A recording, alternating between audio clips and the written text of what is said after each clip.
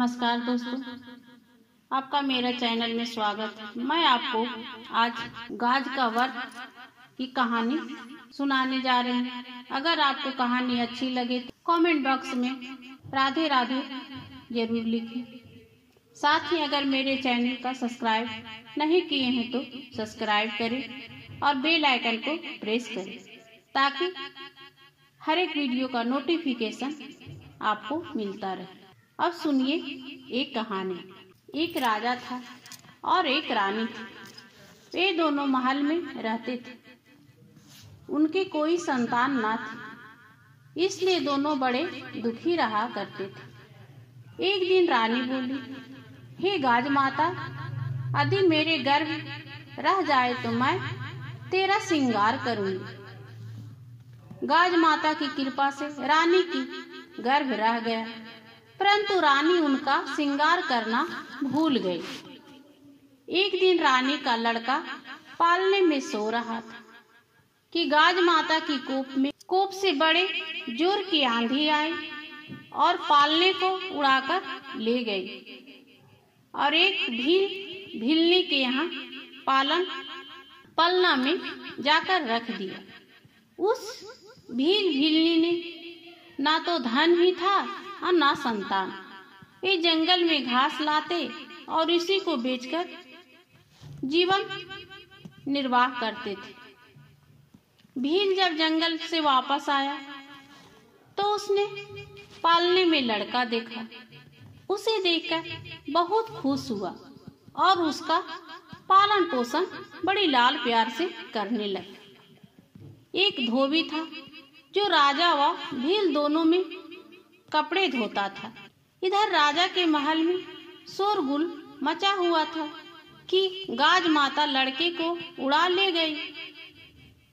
पास ही में एक धोबी खड़ा था, यह सब सुन रहा था। वह तुरंत ही बोल उठा, महाराज, मैंने आज पालने में सोता हुआ एक लड़का भील के यहाँ देखा है।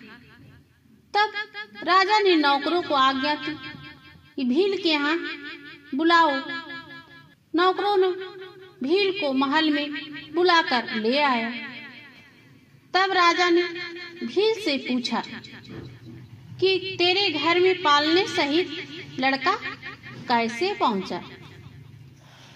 तब भील बहुत ही डर गया था और डरता हुआ बोला, महाराज, मैं गाज माता का व्रत करता हूँ, अतः गाज माता ने खुश होकर यह लड़का दिया है।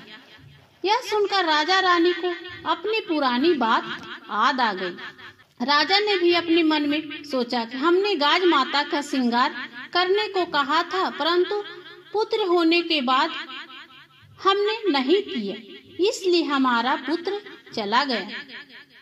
तब महाराज ने रानी से बोली, हे रानी, गाज माता हमारा पुत्र ला दीजिए, मैं आपको श्रृंगार चढ़ाऊंगा।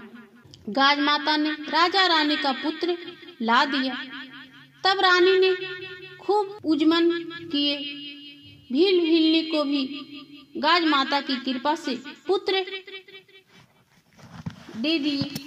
हे गाज माता, जैसे तूने भीलनी को धन और पुत्र दिया और रानी का खोया हुआ पुत्र ला दिया, उसी तरह से हे माँ, सबको पुत्र और धन दीजिएगा। यही मेरे श्रोतागण को कृपा करिएगा।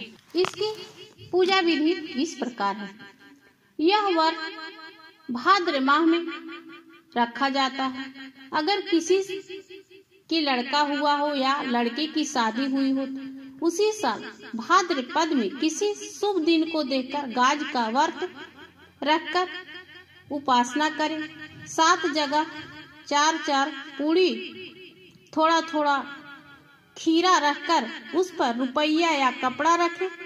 एक जल में लोटे पर स्वातियां काटकर 7 दाने गेहूं के हाथ में लेकर गाज की कहानी सुनी। फिर कपड़े पर रखकर सीरा पूरी हाथ फेर कर सासू जी को गोड़ लगकर दे दी। फिर सूर्य भगवान को लोटे से अर्घ्य देकर 7 ब्राह्मणी सहित स्वयं भोजन कर ले। भोजन करने पर उसके बाद ब्राह्मणियों को टीका और दक्षिणा देकर विदा करें।